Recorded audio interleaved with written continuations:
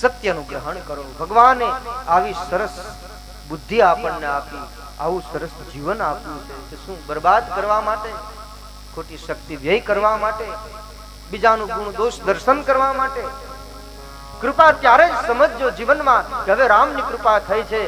કૃપા ભઈ તબ જાનીએ જબ દિખે અપના દોષ. જગતના દોષ જોવાનું બંધ થઈ જાય અને જ્યારે માણસને પોતાના દોષ નિજ દર્શન, નિજ દોષ દર્શન કરવા જીવ લાગે ને ત્યારે સમજવું હવે ભગવાનની કૃપા થઈ છે. જ્યાં સુધી બીજાના દોષ દેખાય ત્યાં સુધી સમજવું કે હજી ઘડો અધૂરો છે. અધૂરા ઘડા વધારે છલકાય. આખો ઘડો ભરેલો હોય ને તો એ છલકાય નહીં એટલો, જેટલો અધૂરો ભરેલો હોય ને વધારે છલકાય. તો સત્યનું ગ્રહણ કરીએ, સત્યનો સ્વીકાર કરીએ. જ્યાંથી શુભ મળે, વેદ કહે છે આનો ભદ્રા ક્રતોયંતુ. શુભનું ગ્રહણ કરવું, સત્યનું ગ્રહણ કરવું. આ જગતમાં ગુણ દોષ રહેલા છે સંસારમાં,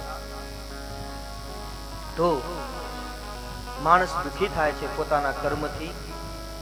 પોતાની અંદર રહેલી જે આ વિષણતાઓ, જેને ક્લેશો કહ્યા છે, અવિદ્યા, અસ્મિતા, રાગ આદિ ગુણોથી અભિનિવેશ, મૃત્યુનો ભય માણસને દુખી કરે છે, દ્વેષ માણસને દુખી કરે છે.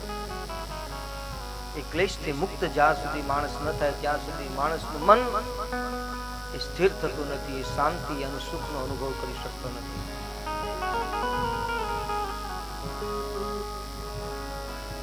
પેલી વાત છે ને, આપણે ત્યાં ભૂલતો ન હોઉં તો રોમના ખૂબ જ મોટા મહાપુરુષ ડાયોજેનિસ, જે બાદશાહ સિકંદર જ્યારે દુનિયાને જીતવા માટે નીકળ્યો અને એ સમયે ડાયોજેનિસ ને મળે છે. શિયાળાની સિઝન છે.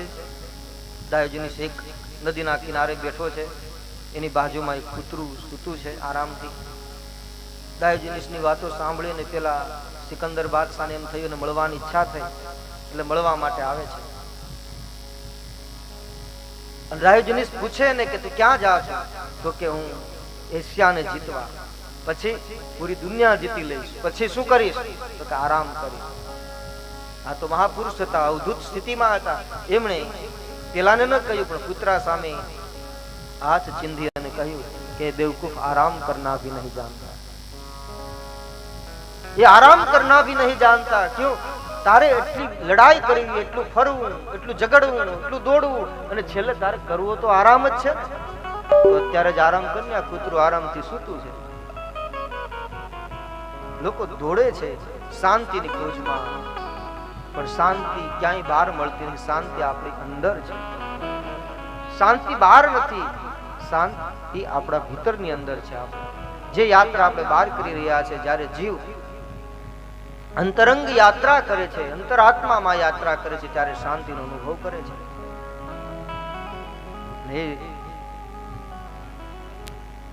જે કોઈ અહીંયા આવે છે એને જવું જ પડે છે, નક્કી છે. એ સિકંદર જેવા સિકંદર એમ કહેવાય છે કે એમની નનામી નીકળી ત્યારે એનો હાથ બહાર રાખવાનું કીધું હતું એમને, કે હું જ્યારે મૃત્યુ પામું ત્યારે મારો હાથ બહાર રાખજો, એટલે જગતને ખબર પડે સિકંદર ખાલી હાથે આવ્યો હતો ને ખાલી હાથે ગયો છે. એટલો તાનાશાહી, એટલો પેલો બાદશાહ હતો એ પરાક્રમી. એ સમયનો ઇતિહાસ એની સાબિતી પૂરે છે કે એની સગી માતા પણ એને બાદશાહ કહેતી, સમ્રાટ કહેતી. અને એમ કહેવાય છે કે એ જ્યારે મૃત્યુ પામ્યો, કબ્રમાં વયો ગયો, પછી એની માં એની કબ્ર ઉપર જાય છે અને બાદશાહ સિકંદર એમ બોલે છે, ત્યારે કોઈ કવિએ બહુ સુંદર ભાવ પ્રગટ કર્યો. કહ્યું કે અંદરથી જવાબ આવ્યો કે માં, હવે તું મને બાદશાહ ન કે, કારણ કે મને તો અહીંયા આવ્યા પછી ખબર પડી કે મારી જેવા તો કેટલાય સિકંદર માટી ભેળા માટી થઈ ગયા.